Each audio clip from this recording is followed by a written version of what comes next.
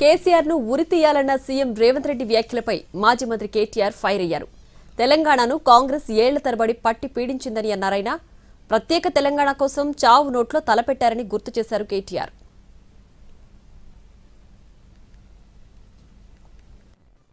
కేసీఆర్ ను ఉరిదీయాలన్నట ఎవడు చెప్తుండు? ఈ బడివే రేవంత్ రెడ్డి గాడు కేసీఆర్ ను ఉరిదీయాలని మాట్లాడుతున్నాడు. ఎందుకు తీయాల ఉరి?